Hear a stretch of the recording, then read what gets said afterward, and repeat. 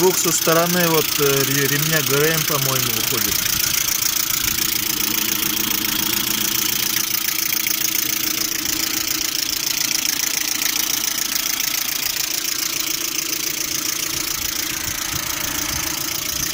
Ну, на гидрике похоже, не похоже так. На гидрике не похоже.